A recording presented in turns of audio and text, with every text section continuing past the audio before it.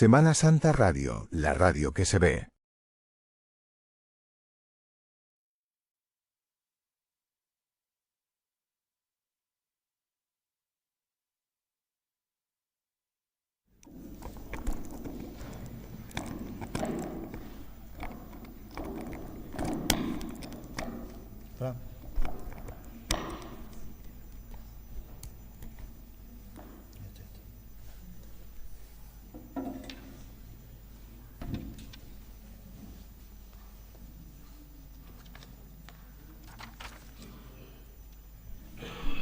Muy buenos días, bienvenidos a todos y muchas gracias por vuestra asistencia a estas bodas de plata del Simposio sobre Hermandades de Sevilla y su provincia, ¿no? Que bueno, este año se ha dado la circunstancia de no poder celebrarse en su fecha habitual por haber coincidido con la beatificación del Padre Torres Padilla, y además en un lugar que también estamos estrenando, como es la Capilla de Santa María de Jesús, ya que, como habréis podido comprobar, el Salón de Actos del Consejo está preparándose para la entrega del material a los congresistas del próximo Congreso Internacional de Hermandades y Piedad Popular, ¿no? En cualquier caso, pienso que es un lugar extraordinario, ¿no?, para poder celebrar pues un encuentro académico de esta naturaleza, ¿no?, en donde al cabo de tantos años, bueno, pues seguimos teniendo el mismo entusiasmo, la misma ilusión, ¿no?, por considerarlo un foro, ¿no?, de primer nivel, donde a lo largo de estos años pues han venido compareciendo prácticamente pues muchísimos de los compañeros del Departamento de Historia del Arte, de la Facultad de Geografía e Historia en general, ¿no?, y también pues procedentes de la Universidad Pablo de Olavide y de otros centros universitarios de Andalucía Occidental fundamentalmente, ¿no?, donde se han dado la mano pues todas las disciplinas correspondientes a las humanidades, ¿no?, aun cuando siempre, digamos, la presencia fundamental haya venido dada por parte de lo que sería la historia del arte, y en esta ocasión, por ejemplo, que nos convoca el mundo de la conservación y restauración, ¿no?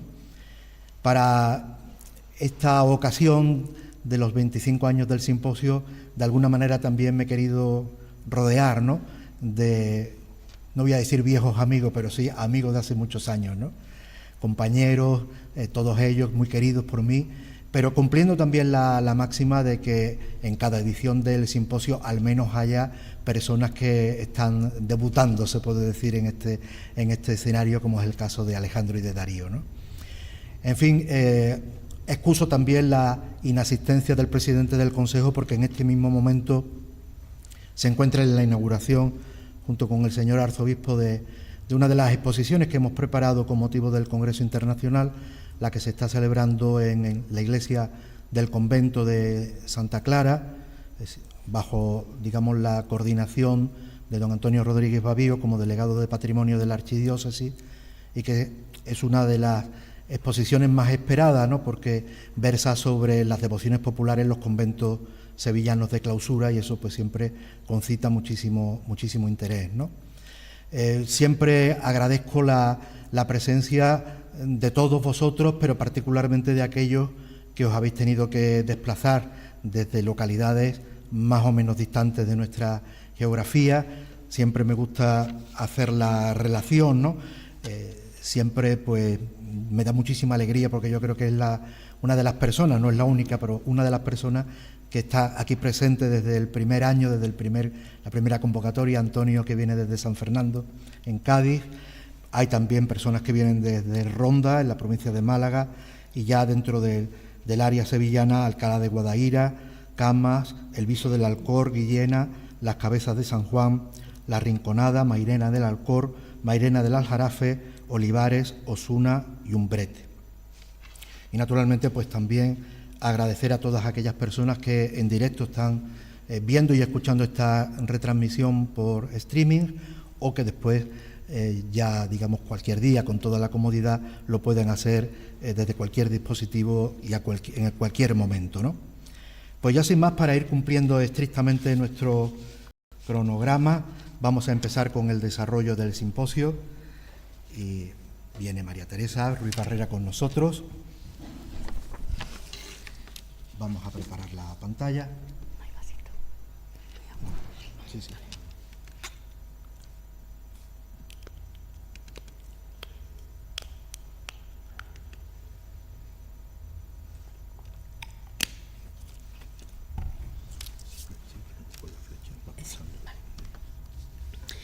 Buenos días. Ante todo, gracias al profesor José Roda Peña, a Pepe, por invitarme nuevamente a estar entre ustedes y además en esta ocasión tan especial. El convento abocado de San Francisco de Asís se fundaría en 1252, siendo el primero de los conventos pertenecientes a las distintas ramas franciscanas. Ahí vemos que de ellos se conservan, exceptuando los capuchinos, porque fundamentalmente San Francisco Casagrande eran observantes y luego verán ustedes cómo se unen a otras órdenes terceras, pues se conservan todavía San Buenaventura, Santa Inés y Santa María de Jesús. Hay edificios y he puesto en interrogación San Pedro de Alcántara porque bueno, ahora mismo se conserva el edificio, pero está desacralizado. La Orden Tercera fue fundada en 1221 por San Francisco, la nuestra, la sevillana, muy probablemente pocos años después de la fundación conventual. Pero hasta ahora, sobre la Orden Tercera, al menos yo no conozco ninguna documentación medieval, con lo cual hay que contar, como además tras el Concilio de Trento hay una reforma también de la Orden Tercera o del Orden Tercero, como se decía antes, supuso el Concilio de Trento su reestructuración y revitalización, pues contamos, digamos, la historia que documentalmente tenemos a mano desde 1616. En el libro de las preferencias y acuerdos de los venerables órdenes, ahí tienen ustedes la sucesión de las fundaciones de las distintas órdenes terceros de los conventos observantes y descalzos de Sevilla. La ubicación de la capilla varía según la bibliografía que se consulte. La documentación del archivo de la Orden Franciscana Seglar, a la que tengo acceso, revela que desde el 11 de febrero de 1662 se usaba como propia la capilla que estaba en el Sotocoro y que había pertenecido a don Juan Manuel de León Lando y Marmolejo, señor de las Cuevas y Torrijos, que por escritura, pues desde esa fecha que he dicho antes, se le había dado al Orden Tercero. Este acogía tanto a hombres como mujeres y cada sexo tenía su propio gobierno, aunque eso sí, el gobierno, digamos, femenino, pues evidentemente estaba siempre supeditado al masculino. Pero como ven ustedes, cada cual tenía sus cargos. Cada domingo por la tarde se reunía la Junta de Gobierno, habiendo una junta mensual. Anualmente se aprobaban las cuentas. Todas las órdenes terceras se reunían cada 2 meses y por turno cada casa franciscana podía proponer cuestiones, convocar junta general, procesionando algunas veces todas conjuntamente en las doctrinas. En el aspecto económico, evidentemente, era muy, rica y gozaba de buena situación económica. Respecto a su composición social, muchos hermanos pues fueron canónigos de la catedral, racioneros, 24 jurados del Cabildo municipal, otros destacaron por su profunda vida espiritual y también luego artistas, por ejemplo, Murillo, Llanos Valdés, José de Arce o egregios personajes como doña Bárbara de Braganza, esposa del futuro Fernando VI. Las fiestas se dedicaban a San Francisco, evidentemente, a Nuestra Señora del Patrocinio, que era la titular mariana, y a los santos terceros. Se rezaba el Vía Crucis y se rezaba también la Corona Dolorosa a la Virgen. La labor existencial se desarrolló gracias al Hospital de San José. Fue fundado por la voluntad y el legado testamentario de un terciario, don Bartolomé de Urbina, que en 1718 en su testamento destina 15.000 escudos para construir un edificio para hombres y mujeres, pobres y enfermos, preferentemente terciarios. A pesar de esos 15.000 pesos, escudos, esta cantidad resultó ser poca para tamaña empresa. Por ello, el hospital no abrió sus puertas hasta el 4 de octubre de 1752 y poseía 4 camas. Se edificaba sobre unas casas que lindaban por la espalda con la huerta conventual y era de escasa dimensión. En la fachada la tenía la calle Catalanes, que hoy es Alvareda, y tenía 2 pisos. En torno a un patio con arquerías y columnas de mármol, pues como siempre, se distribuían las estancias. La planta baja para el verano, el alta para el invierno. En el oratorio se veneraba una imagen de San José y había 2 altares para celebrar misa en la sala de los enfermos y un altar para la sala de las enfermas. Los lienzos que había, el Santísimo Cristo y San Francisco de Asís para los hombres y Nuestra Señora de Guadalupe en la sala femenina, todos habían sido donados por el fundador. En cuanto al patrimonio artístico, no existen fuentes documentales, al menos en el archivo de la Orden Franciscana Seglar, hasta un inventario de 1659. A partir de ahí, segunda mitad del siglo XVII-XVIII, cada X tiempo hay inventarios. La década de 1660, evidentemente, es la que empieza el auge artístico de la Orden Tercera. La talla de la titular, que ahora se conserva en San Buenaventura, Nuestra Señora del Patrocinio, se realizó en 1661, costeando su dorado y estofado el que luego fue ministro, Juan Esteban Telles. En su momento tuvo el rosario que unía las manos de madre e hijo. Se sabe que en algunas épocas se le regalan mantos y vestidos a los niños y tocas también a la Virgen, con lo cual se vestían. En 1664 ya tiene un pequeño tabernáculo de madera, dorado y estofado, y 4 años más tarde hay pinturas murales de San Luis Rey de Francia y de San Roque que flanquean a la Virgen. El grupo escultórico, los autores consultados lo fechan en 1726 o 1739 y recogen una inscripción en la peana. Este es la Virgen, el detalle de la peana, y soy patrocinio, refugio de pecadores. Por nuestra parte, creemos que es la imagen de 1661, pero repolicromada en la centuria posterior.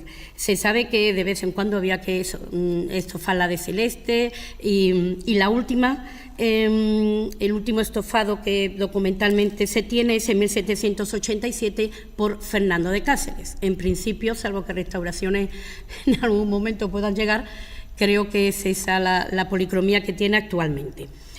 Entre 1739 y 1740 se realiza un retablo para la imagen.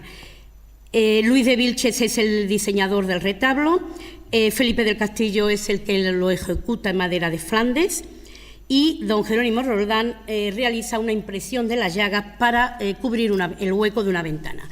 En San Buenaventura, si recordamos, hay un alto relieve con este tema, la impresión de las llagas, pero no es del que les hablo.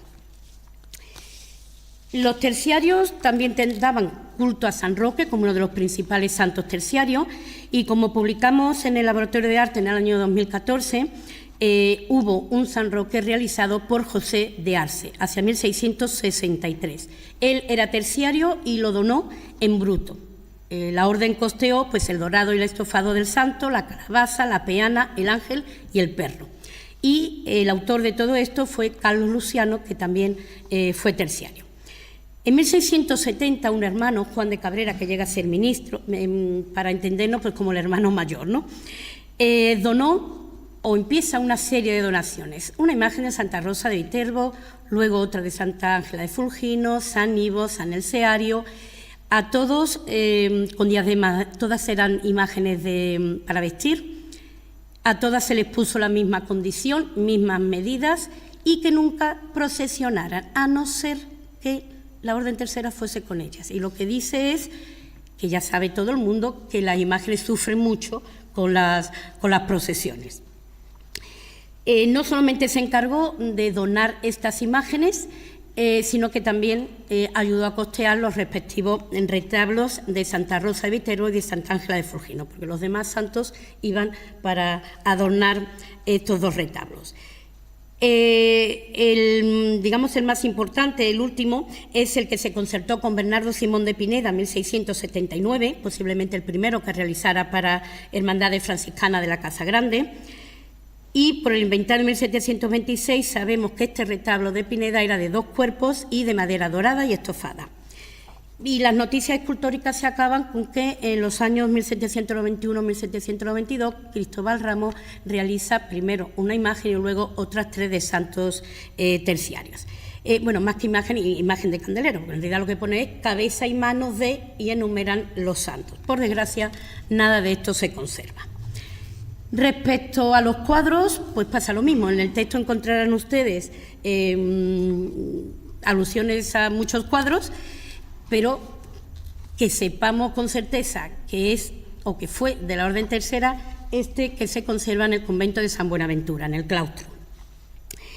En 1659 en el inventario se cita uno grande representando el árbol genealógico de la Orden, partiendo de un San Francisco yacente a modo de GC, que da lugar a ese árbol que termina aquí tenemos el detalle de San Francisco y termina con una imagen de la Virgen con el niño.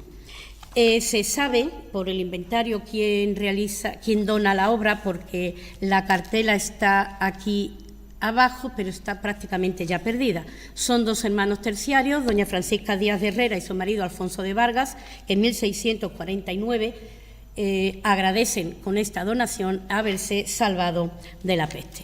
Del cuadro sabemos que fue restaurado en 1862 por José María Arango y que evidentemente el tema en sí, la iconografía en sí, es muy recurrente. En muchas de las iglesias que pertenecieron o capillas a la Orden Tercera, el árbol genealógico está presente.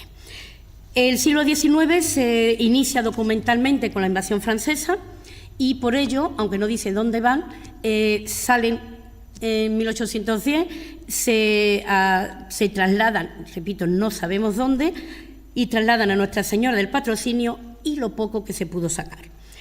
Pero nada más se anota hasta 1816, en que se supone han vuelto al convento y empieza una etapa de restauración o retoque de algunos cuadros. Y empiezan por los del hospital, Nuestra Señora de Guadalupe, el Cristo y uno de los santos y personajes de la Orden. Los inventarios también tratan de piezas bordadas, algunas pues son de gran envergadura, pero es que ya la encontrarán ustedes en el texto porque no queda absolutamente nada.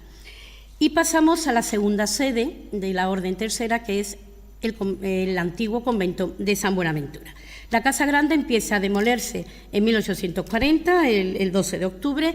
Las autoridades dieron un mes de plazo a las hermandades y asociaciones que estaban acogidas al compás y al claustro y a la iglesia franciscana para abandonar sus muros.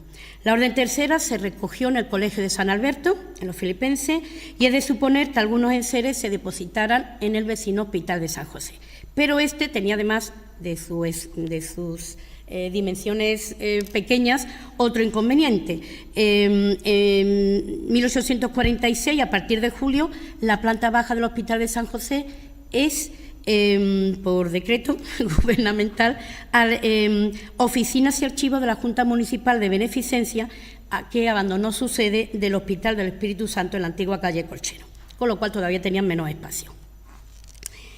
La voz se va reorganizando a partir de que pueden asentarse en San Buenaventura en 1852 y en el 59 recuperan todo el hospital, aunque su superficie se redujo al labrarse ya la llamada Plaza Nueva. Se inicia, sin embargo, una época de restauración de enseres. En 1858 la imagen de Nuestra Señora del Patrocinio vuelve va de San Alberto a San Buenaventura. Y sabemos que en septiembre de ese año se compone el niño. No te dicen en qué consiste la composición, hasta qué punto retocaron al niño, ni quién, ni por qué, ni cuánto dinero. En 1861 se desea confeccionar un nuevo vestido para San Francisco, también se componen 3 santos y al año siguiente ya empiezan a pagarse a doña Patrocinio, suponemos que Patrocinio López, por un vestido del santo. En 1863 tenemos un poquito de más suerte y vemos San Buenaventura porque en 1862 el Papa canoniza a los santos mártires del Japón.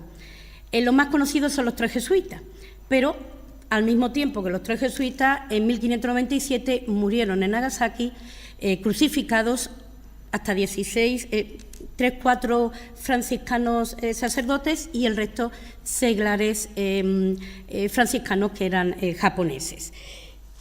Entonces los jesuitas siempre representan a los suyos y los franciscanos representan a los suyos. Todavía no los he visto yo todos juntitos.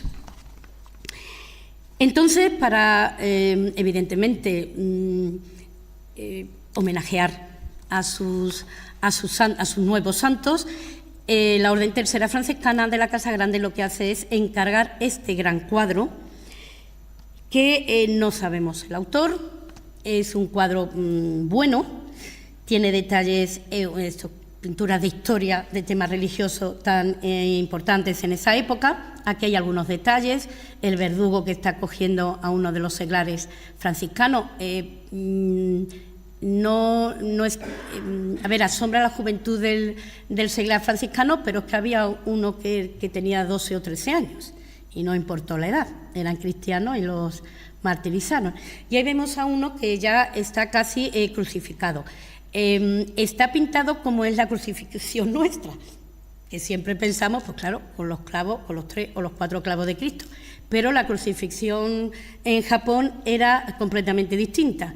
Se les ataba mediante argollas en la cintura, en los pies y en las manos el cuerpo a la cruz con un subpedáneo, y luego de lo que morían eran que los soldados se ponían de 2 en 2, cruzaban sus lanzas y entonces los alanceaban, con lo cual la crucifixión era solamente un paso.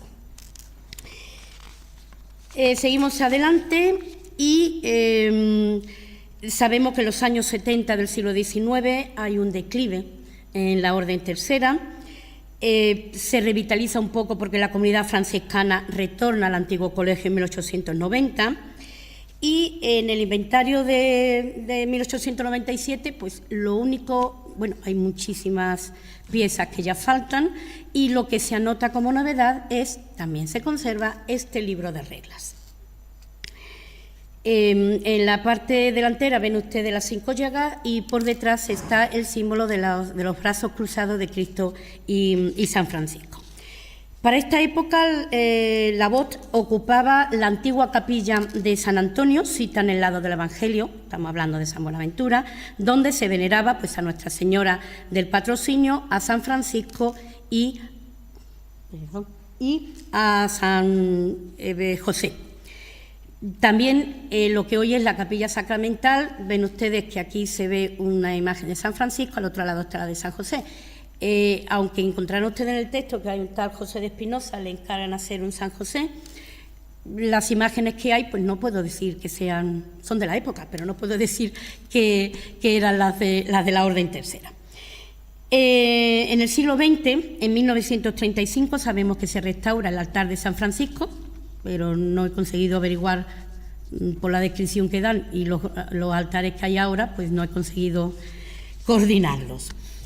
A pesar de los arduos esfuerzos por mantener el pequeño hospital, la situación se hace insostenible. Se subastó en 5 de marzo de 1945. El edificio se derribó para abrir la calle Teniente Coronel Seguí y en su lugar hay un restaurante y casa de vecinos.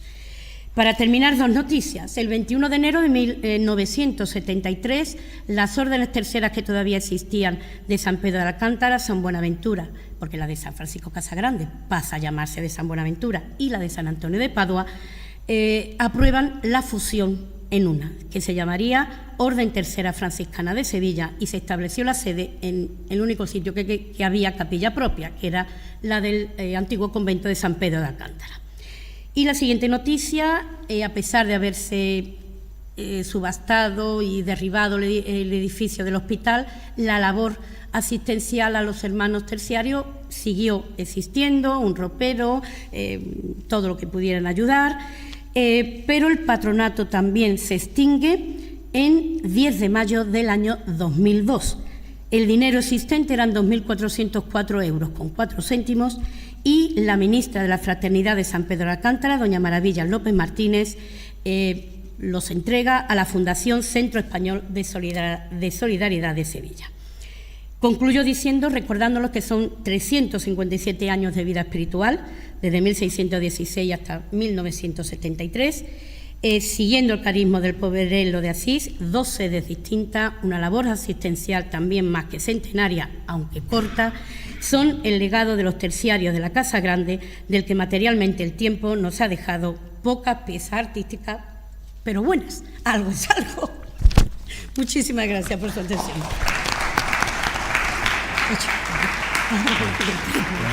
Gracias.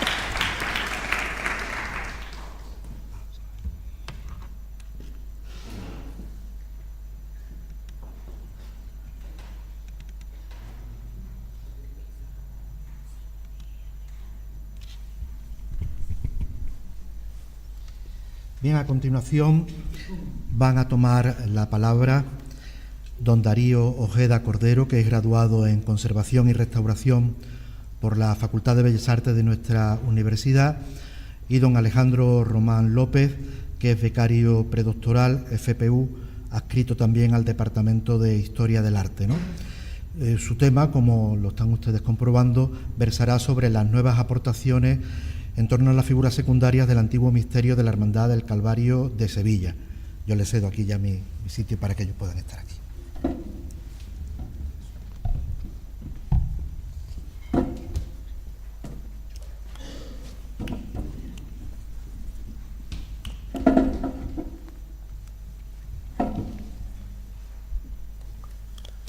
Bueno, buenos días a todos y a todas. En primer lugar, agradecer al Consejo de Hermandades y Cofradías de Sevilla y particularmente al profesor Rodapeña por la organización un año más de este simposio sobre hermandades de Sevilla y su provincia y por hacernos hueco en esta 25ª edición. La comunicación que traemos hoy, bueno, es una investigación multidisciplinar llevada a cabo por un historiador del arte y un conservador restaurador de bienes culturales y trae pues nuevos datos, una nueva visión sobre lo que sería el antiguo misterio de la Hermandad del Calvario, un misterio que procesionó durante 4 años a finales del siglo XIX, y especialmente nos vamos a centrar en la figura secundaria de las Tres Marías, concretamente una de ellas, en la que aportaremos pues su identificación, su actual paradero y también pues unas nuevas visiones traídas a colación en base a diferentes estudios técnicos. Bueno, esta investigación sigue la estela de diferentes estudios históricos artísticos que se han hecho sobre la Corporación del Calvario, como el monográfico de Ignacio Camacho sobre la historia de la hermandad, y también sobre todo de estos últimos trabajos que se están llevando a cabo por la actual Junta de Gobierno y por el archivero Joaquín Rodríguez Mateo, a través del Centro de Documentación Histórica. Está llevando a cabo pues una labor bastante destacada de compilación, investigación y divulgación sobre la historia y el patrimonio de la Hermandad del Calvario. Y bueno, a modo de introducción, pues voy a tratar sobre lo que se sabe de este tema particular, que son las figuras secundarias y el antiguo misterio del Calvario. ¿Qué sabemos hasta hoy día por la historiografía que manejamos? Pues que la corporación se reorganiza en 1886 en la parroquia de San Ildefonso de Sevilla y que 2 años más tarde, en 1888, será su primera salida procesional con tan solo un paso de misterio conformado y presidido por el crucificado barroco de Francisco d'Ocampo de la antigua Hermandad de los Mulatos, el Cristo del Calvario, y a sus pies pues la Dolorosa de la Presentación, obra de Juan de Astorga, que se encontraba en la parroquia de San Ildefonso. Asimismo pues un San Juan Evangelista, también obra de Juan de Astorga, y la figura de las Tres Marías, que pues aparecerían adscritas a este misterio, encargadas, adquiridas en estos últimos años del siglo XIX. Se conserva y conocemos y se ha publicado un pago de escultura al escultor Ángel Álvarez en 1888, y eso ha dado la hipótesis, la teoría de la paternidad de la hechura de estas Tres Marías a este escultor Ángel Álvarez, un escultor muy desconocido, parece ser que no de primera fila, y también parece ser que en el entorno del escultor Manuel Gutiérrez Reyes, de finales del siglo XIX, y al que se le ha supuesto la paternidad de esta figura secundaria de las Tres Marías. Bueno, la figura de las Tres Marías y el misterio en general parece que no cuajaría mucho, puesto que tan solo procesionó durante 4 años, hasta 1892, y ya en 1895 el crucificado del Calvario pues procesionaría en solitario y se le añadiría el paso de palio con la dolorosa de la presentación. Bueno, aquí podéis ver pues esas fotografías que se encargaron al fotógrafo Emilio Boschi para esa primera salida procesional en el año 1888 desde la parroquia de San Ildefonso, en la que se ve pues ese misterio completo. Y bueno, ¿qué sabemos sobre esa figura secundaria de las Tres Marías? ¿Qué pasó con ella? Pues sí sabemos mucho sobre una de ellas, sobre María Magdalena, que 6 años después de la última salida procesional, en 1898, pues se vendería a la Hermandad de San Francisco de Huelva, actual Hermandad de la Esperanza, que en esos momentos pues, se acababa de fundar a finales del siglo XIX, y que se compraría a la Hermandad del Calvario para que procesionara, como lo hace actualmente, a los pies del Cristo de la Expiración de Huelva. Aquí podéis ver esta escultura muy retocada a lo largo del siglo XX, pero que bueno, que sigue estando en esa hermandad de la Esperanza de Huelva. Sobre las otras 2 Marías, pues no sabemos nada. Sí es cierto que Ignacio Camacho habla de que parece ser que desde 1912 a 1915 otra de las Marías se cedería a la Hermandad de Santa Cruz para que durante esos años procesionara como dolorosa a los pies del Cristo de las Misericordias, pero no sabemos muchos más datos sobre ello. También es interesante hablar de la María Magdalena porque durante una intervención que se hizo tras la Guerra Civil a mediados del siglo XX se encontró en su interior un documento que pues confirmaba su procedencia, que venía de la Hermandad del Calvario de Sevilla y que además pues era una hechura de este escultor Ángel Álvarez. Por tanto, pues sí se presupone obra de este escultor al que se le da el pago en 1888 por esos trabajos de escultura por parte de la Hermandad del Calvario, ¿no?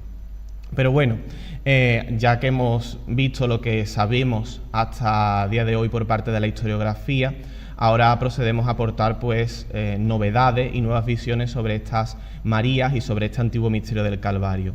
Concretamente, pues hemos logrado identificar otra de las Marías, gracias también a esas fotografías de Emilio Boschi de finales del siglo XIX y gracias también a que en el año 2021 llegó al taller del conservador restaurador Darío Ojeda pues una imagen adquirida en un anticuario de aquí de Sevilla que se iba a convertir en dolorosa para una nueva hermandad de la localidad de Mahón en la isla Balear de Menorca, como Virgen de la Misericordia.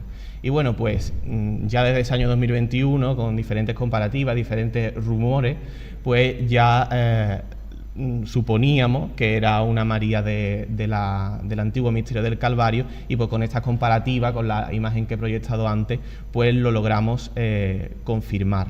Ahora también doy paso al conservador restaurador Darío Ojeda, que va a hablar de esos estudios técnicos que se hicieron en su taller y que también pues han aportado nuevas visiones y unas conclusiones bastante interesantes para conocer pues la hechura, la historia y la procedencia de esta antigua María del Calvario.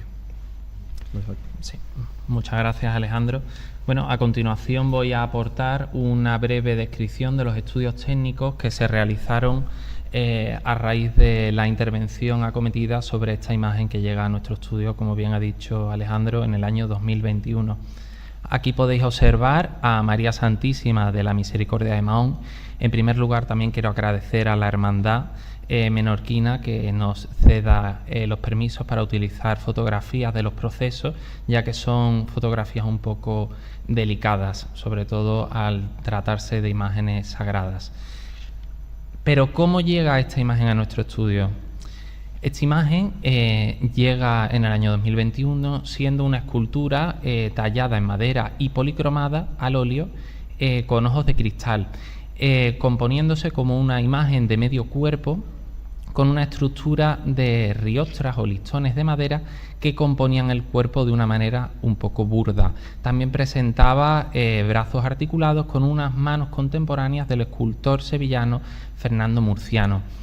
¿De dónde proviene esta imagen? Pues esta imagen proviene de un anticuario que actualmente no se encuentra abierto, ya que cerró recientemente, y fue adquirida por un grupo de devotos en favor a querer realizar una hermandad en Menorca y convertirla en su imagen titular.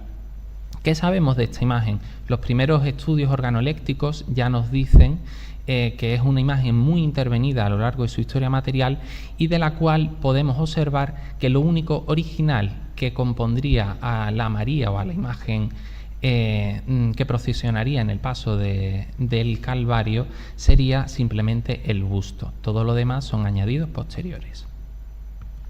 ¿Qué es lo primero que se acomete al realizar una intervención sobre una obra de arte?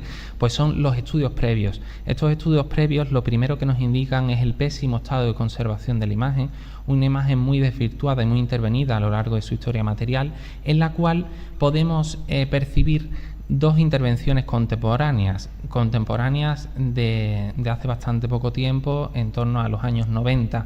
La primera de estas intervenciones a lo largo del tiempo es una intervención realizada con unos criterios de conservación y restauración bastante actuales, con reintegraciones, como podemos observar en la fotografía de la izquierda, con vistas de luz ultravioleta, con la técnica del rigatino.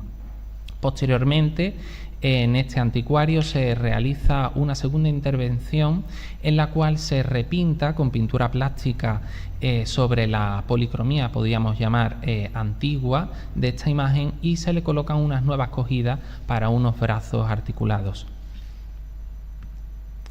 Posteriormente a estos estudios previos realizamos un estudio radiológico, el cual ya nos indica un poco esta hipótesis que surge a lo largo de esta intervención.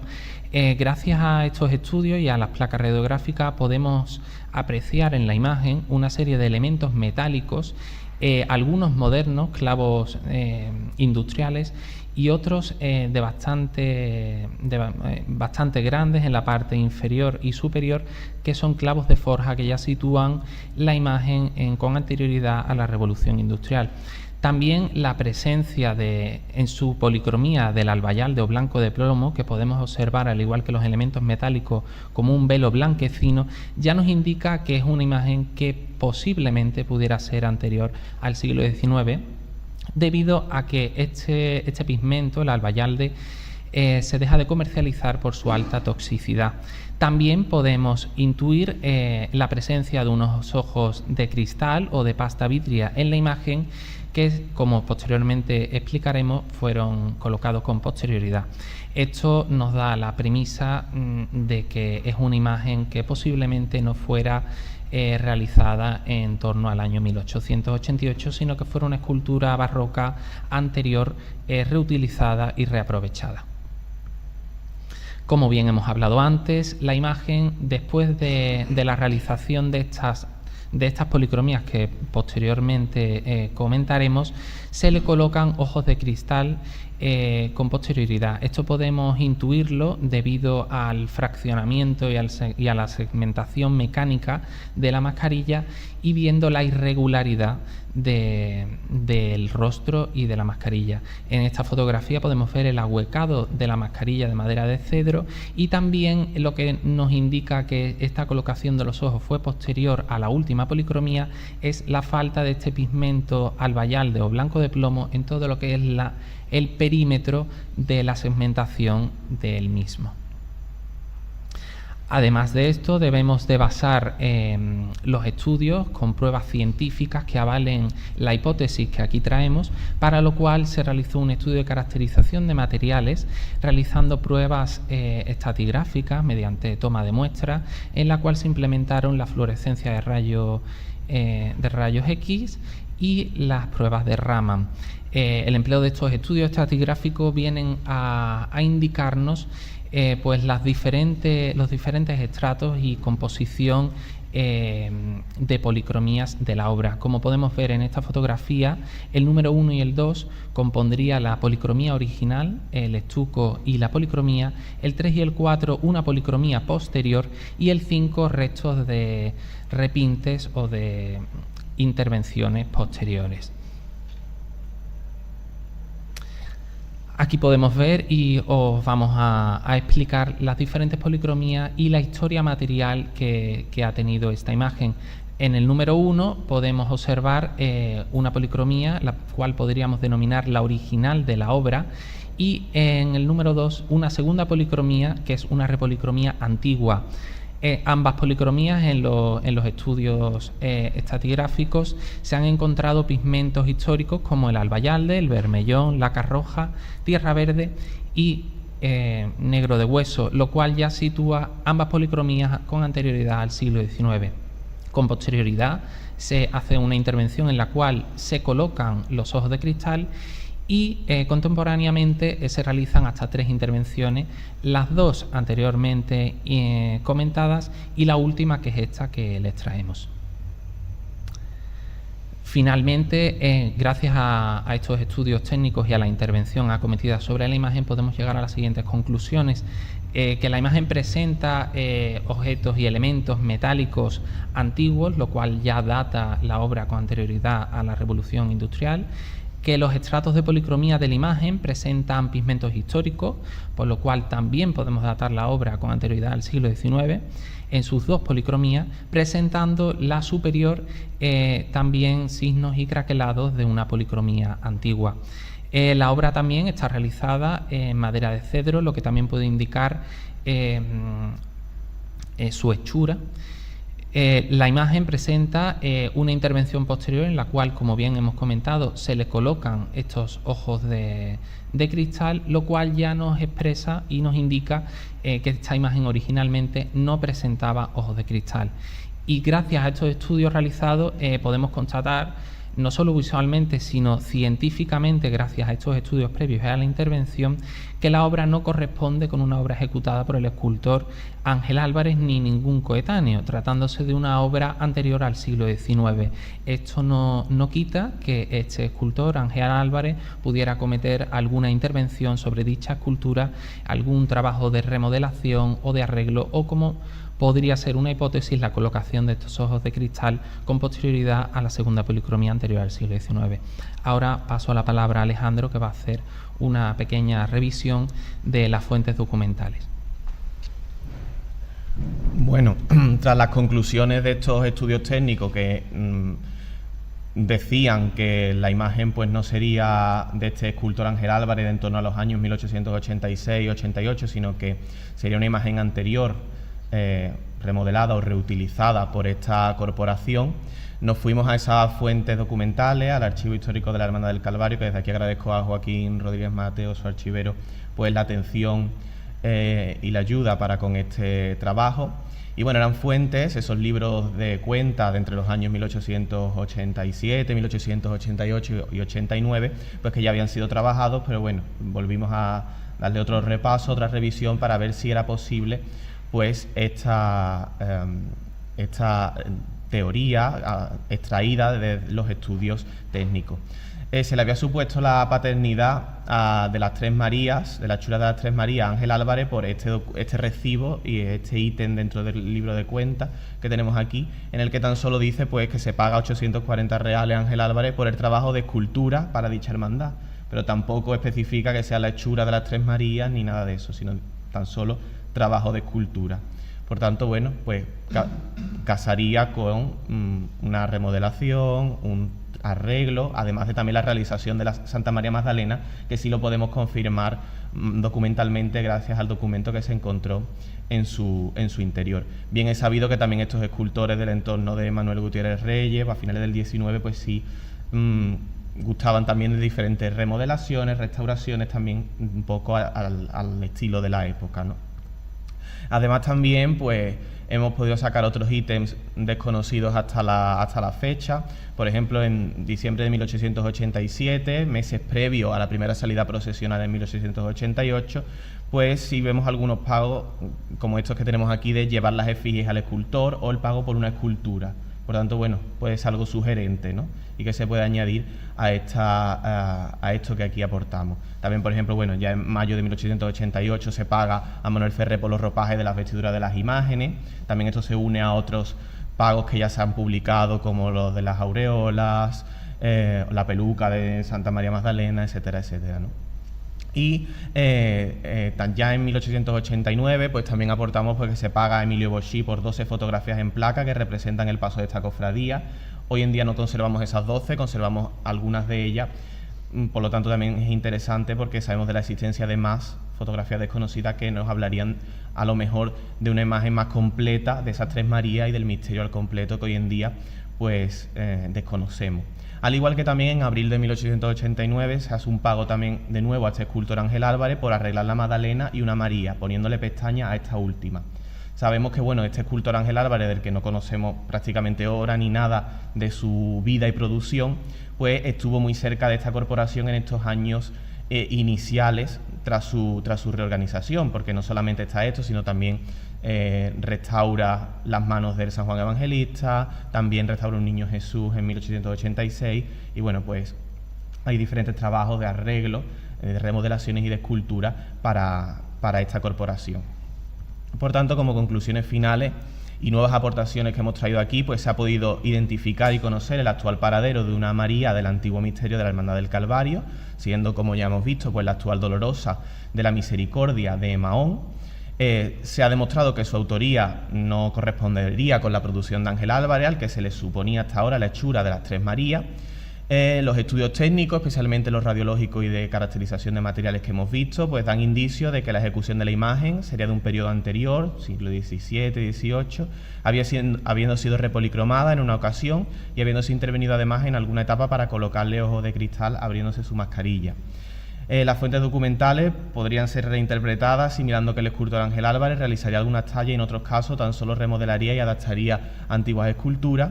Y con todo esto pues se pone de manifiesto la importancia de investigaciones multidisciplinares, combinando los estudios histórico-artísticos con estudios técnicos realizados durante un proceso de restauración. Así que nada, pues muchas gracias.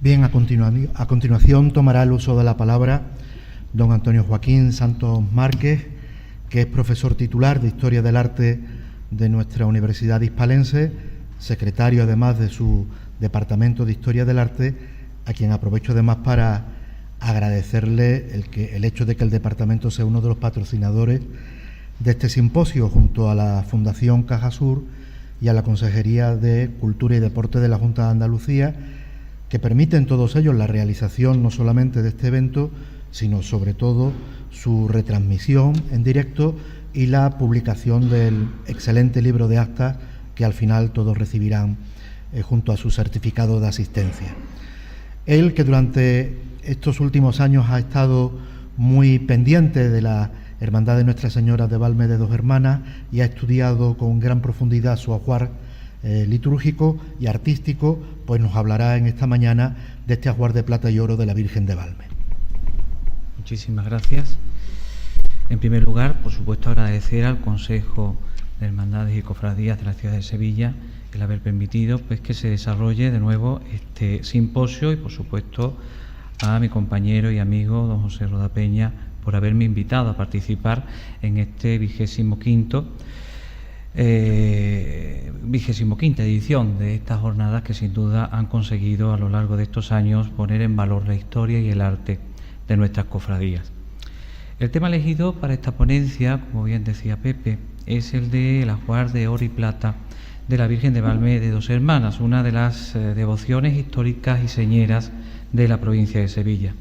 Por todos es conocido que esta vocación está íntimamente unida a la figura del Rey Santo San Fernando y a su gesta conquistadora de la ciudad de Sevilla. Según la piadosa tradición, en 1248, cuando el Rey Santo asediaba la ciudad, viendo la dificultad que tenía la toma de la plaza y el abatimiento de sus tropas, invocó en el Cerro de Cuartos a una imagen de la Virgen que portaba en sus enseres, diciéndole: váleme, señora, que si te dignas hacerlo, en este lugar te labraré una capilla, en la que a tus pies depositaré como ofrenda el pendón que a los enemigos de España y a nuestra Santa Fe conquiste.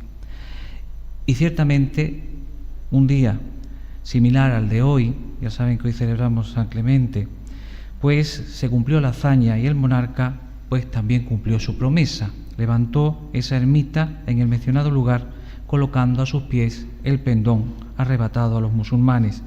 Esta capilla se convirtió realmente en un lugar de peregrinación para muchos vecinos de la comarca, y ya a principios del siglo XVII existía una hermandad que cuidaba del culto a la Virgen, cuya vocación de Valme recordaba la oración implorante del santo monarca. Su devoción arraigó en el pueblo de Dos Hermanas y pronto, pues prácticamente, era llevada a dicha población en rogativas para, pues, auxilio, como no, en épocas de catástrofe. Finalmente, a principios del siglo XIX, fue trasladada a la parroquia de Dos Hermanas debido a la epidemia de la fiebre amarilla, no regresando a la ermita debido a las consecuencias de la invasión francesa, siendo abandonada finalmente su capilla.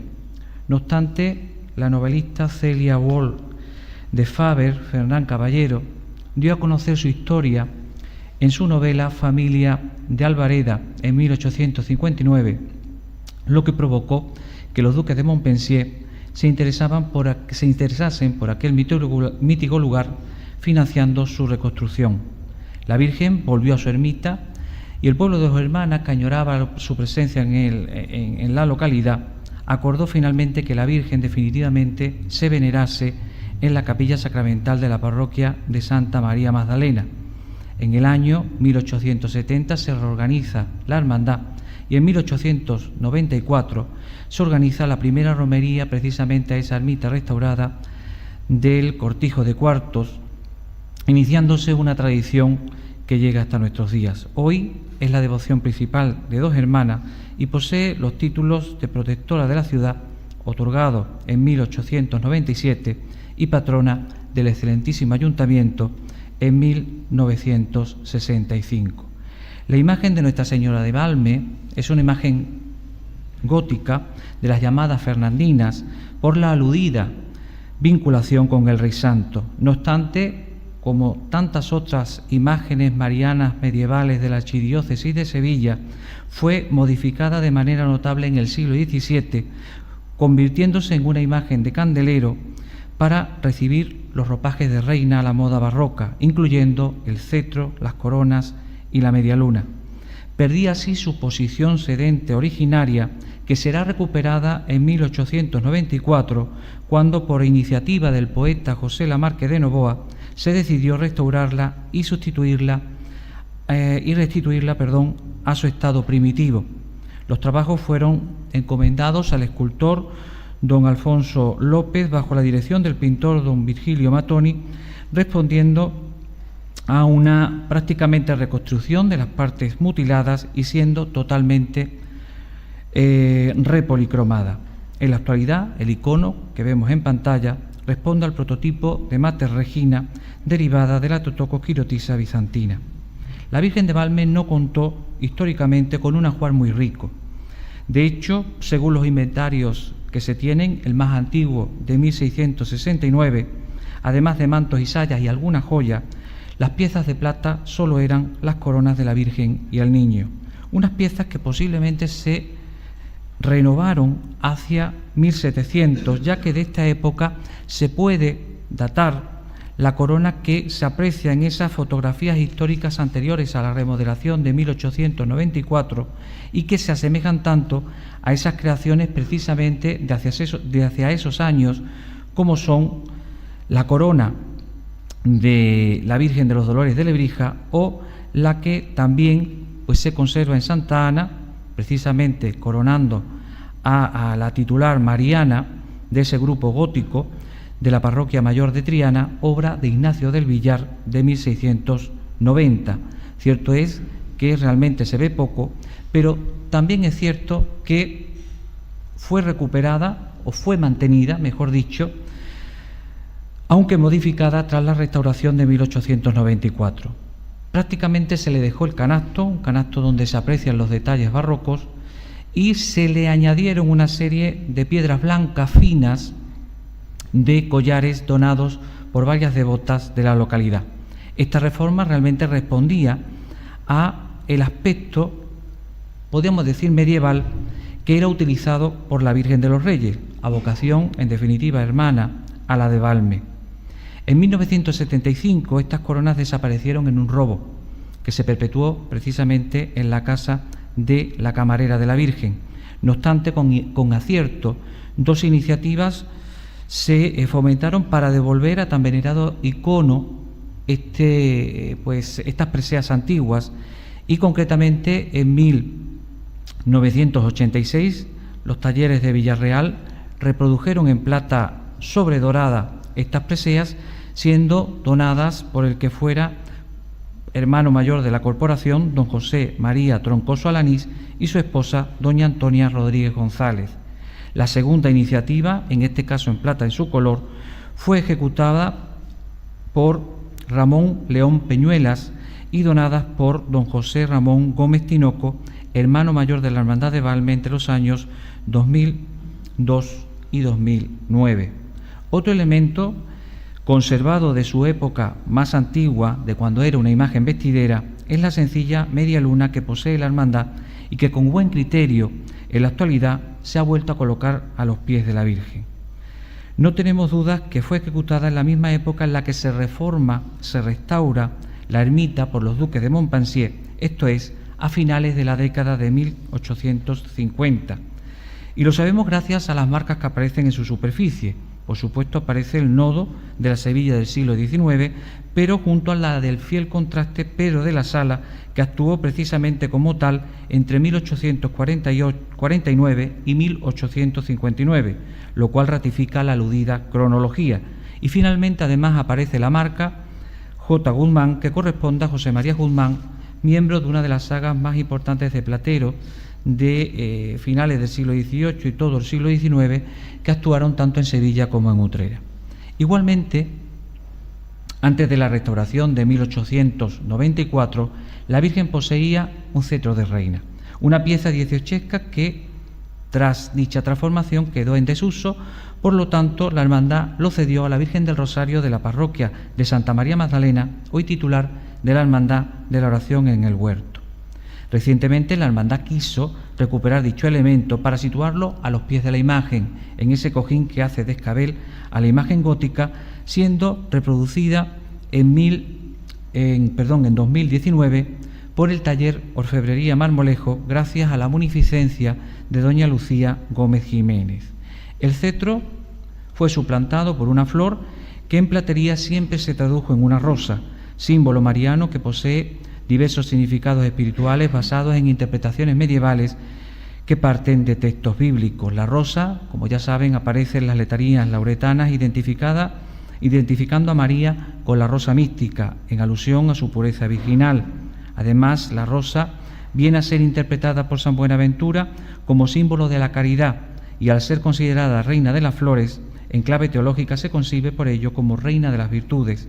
Por lo tanto, al identificar la caridad con María, ésta se convierte en la reina celestial y más virtuosa, en la rosa de las rosas, como también fue interpretada por el rey Alfonso X el Sabio en sus cantigas, en cuya cantiga décima alude a María como rosa de las rosas, flor de las flores, dueña de las dueñas, señora de las señoras. Ciertamente, esta flor, que habitualmente es una flor contrahecha, una flor incluso en algunas ocasiones natural, las de plata aparecen a partir de mediados del siglo XX. Concretamente, en 1945 se le dona una de plata dorada por los romeros que obtuvieron el primer premio de la carreta de la romería del año anterior, y en 1968 también unos hermanos le donan una rosa de plata en su color con los pétalos esmaltados en rosa. Pero ciertamente la rosa más importante es la que se le dona en 1971 por don Rafael Oñós Caro y doña Mercedes Gutiérrez Arroyo con motivo de su coronación canónica y que fue realizada por Fernando Marmolejo Camargo. Ciertamente lo que destaca sobre todo del ajuar de la Virgen de Valme es su numeroso ajuar relacionado con las coronas. De hecho, el 31 de mayo de 1966 se le impusieron a la Virgen unas coronas financiadas por el Ayuntamiento de Dos Hermanas en reconocimiento de su nombramiento como patrona de esta institución en 1964. Fue realizada en plata dorada por el sevillano Antonio Pérez Barrios, siguiendo un estilo historicista marcado por el gótico florido, destacando sobre todo en su canasto las armas municipales y reales en plata en su color. Junto a las aludidas coronas barrocas, fueron sustraídas del domicilio por entonces de la camarera el 13 de julio de 1975. De nuevo, unas obras desaparecidas que afortunadamente por iniciativa del que también ha sido hermano mayor de la corporación, Hugo Santos Gil, en 2018 se recuperaron, siendo ahora labradas por Ramón León Losquillo, hijo de Ramón León Peñuelas, quien fue discípulo de Barrios y conocía estos trabajos y además sus medidas y diseños. Unas coronas que precedieron, todas ellas, a las que se fabricaron ex profeso para su coronación canónica. Conocida y concedida la coronación pontificia en 1971, el 18 de febrero se concertó su hechura por parte del hermano mayor Manuel Moreno Pérez con el reputado orfebre Fernando Marmolejo Camargo, quien pues determinó en dicho contrato que estas coronas fuesen de estilo fernandino y que su coste se elevara a 300.000 pesetas, sin incluir el oro ni los brillantes. El boceto presentado por el orfebre evidenciaba la influencia del estilo gótico en sus elementos decorativos y heráldicos, recordando especialmente la mariana al concepto imperial impuesto por la corona de oro de la Virgen de los Reyes de 1904, si bien también tenía una serie de precedentes marmolejos que recuerdan mucho a esta corona, como la corona de oro de la coronación canónica de la Virgen de Consolación de Utrera de 1963. El orfebre tardó poco menos de 6 meses en ejecutar las coronas, siendo presentadas el 26 de julio de 1972. Son el resultado realmente de un diseño prácticamente vinculado a la estética del gótico internacional, donde destaca sobre todo su carácter calado, el rico y delicado planteamiento del esmalte, un esmalte Champlevé que en el canasto reproduce las heráldicas de Dos Hermanas, de Sevilla, del Papa Pablo VI y el anagrama de María, que es el que se aprecia en la pantalla, además de destacar también su coronamiento, donde se va a utilizar la técnica del rondé-bossé en la recreación del Espíritu Santo y el orbe azul que porta esa cruz rematada en perlas. En el mismo año de 1973, Fernando Marmolejo entregó otro conjunto de coronas, réplica de las anteriores, pero en este caso realizadas en plata dorada con pedrería y perlas de menor calidad, para que fuesen empleadas por la imagen en el camarín, sobre todo intentando que dichas coronas se convirtiesen también en elementos identificativos y definitorios de la iconografía de la imagen. Desgraciadamente también sufrieron el robo perpetrado en 1984, en este caso. Se le arrebataron prácticamente tras acabar la romería del altar donde se exponía la imagen ya en la parroquia y afortunadamente en este caso sí fueron recuperadas y restauradas por Orfebrería Marmolejo en 2015. En ese momento se le añadieron una serie de esmaltes en el canasto en los cuales se van a recrear las heráldicas de personajes vinculados con esta devoción, como San Juan Pablo II, que dio el título de Valme a la primera parroquia romana dedicada a dicha advocación, el de León XIII, por la concesión de pontificia a la hermandad, el del beato Marcelo Espínola, porque fue el que aprobó el título de protectora de dos hermanas en 1897, y por último el del cardenal José María Bueno Monreal, por ser el prelado hispalense que solicitó y obtuvo la coronación canónica.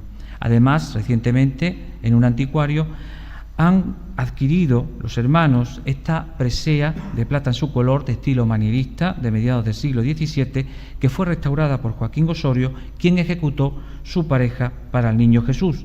Y finalmente, otro conjunto de coronas es la que realizó el orfebre nazareno Juan Lozano Navarro, quien en 2021 pues entrega estas coronas que habían formado parte del proyecto fin de grado de orfebrería defendido en la Escuela de Artes Dionisio Ortiz de Córdoba, tomando en un principio como idea lo representado por el pintor Luis Oñate en el lienzo que realizó para la ermita del Cortijo de Cuartos en 1894, y también pues en la corona que Margarita de York donó a Nuestra Señora de Aquisgrán en 1474.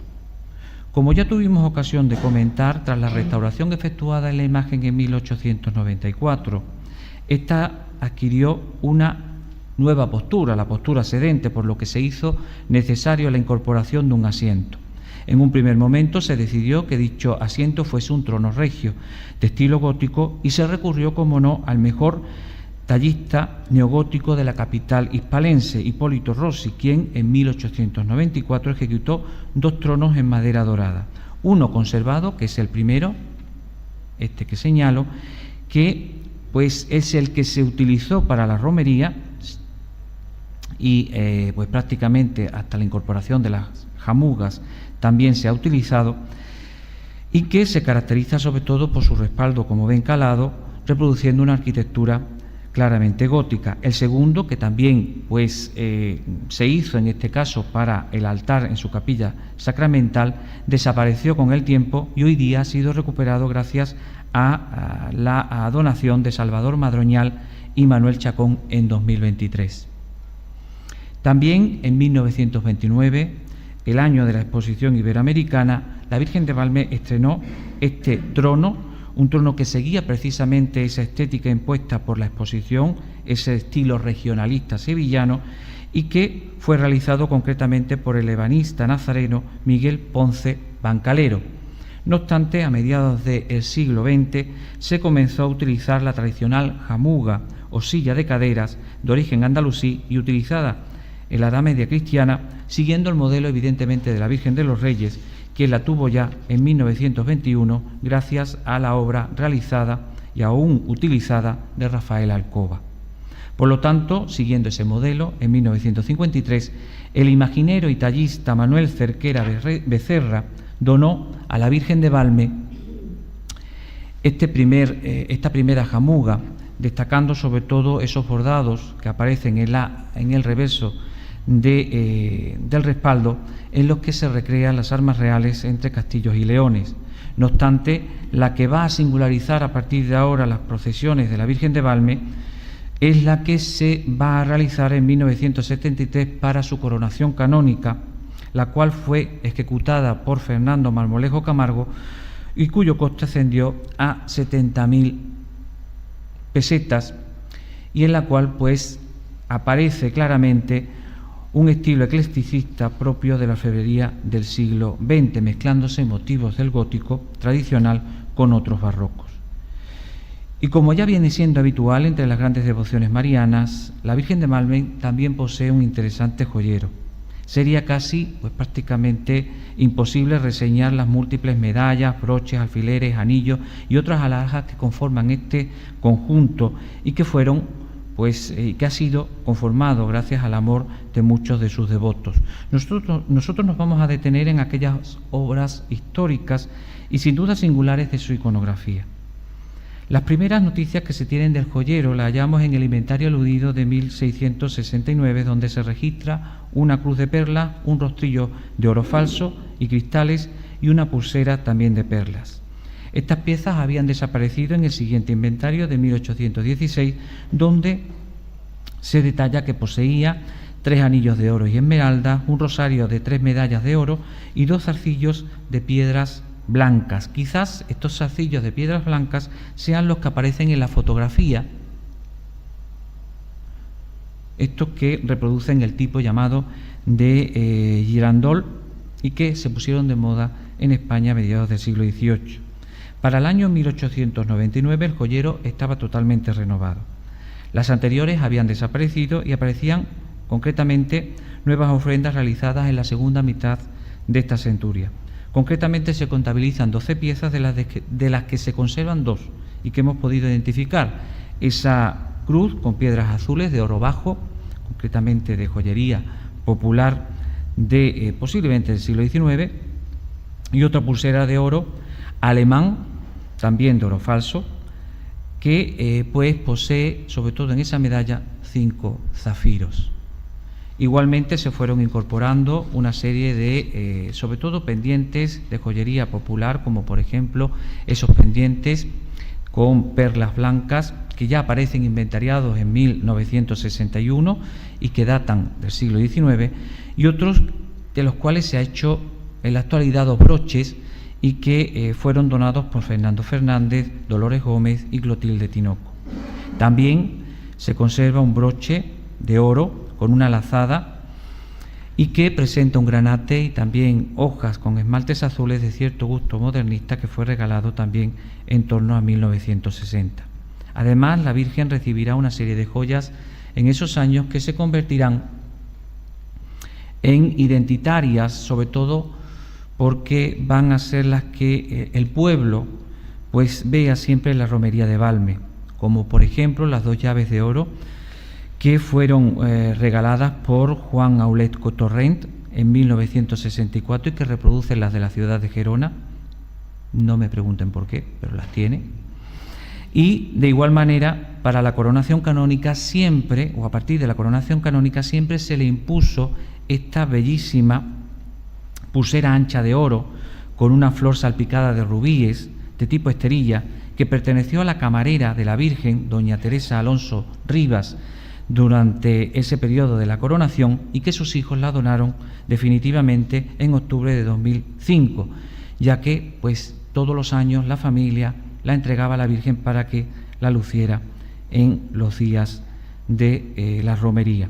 Asimismo, la imagen siempre luce en el escabel la primera medalla de oro de la ciudad de Dos Hermanas, obra del joyero local Antonio Palomo Ramírez, donada por el Ayuntamiento con motivo del primer centenario de la romería, impuesta a la Santísima Virgen de Valme el 14 de octubre de 1995. Igualmente lleva en dicho cojín el broche de oro de Valme, donado en 1998, y tampoco falta en los últimos años un broche de plata con una serie de aceitunas esmaltadas en verde oliva, donado por Agustín Zambruno Reina.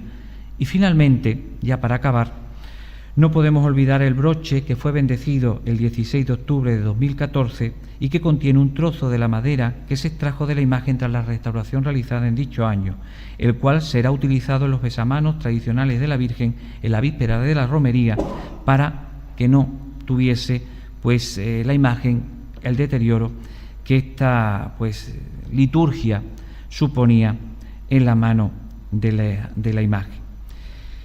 Este fue ejecutado concretamente por Orfebrería Marmolejo y además contiene la singularidad de la medalla que fue donada por Joyería Velasco en 2002, que era una réplica de aquella medalla que se acuñó con motivo de su coronación canónica.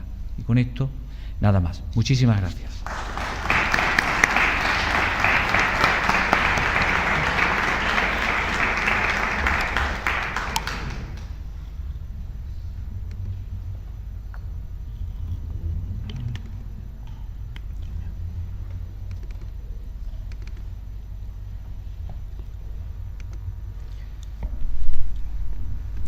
Bien, muchas gracias.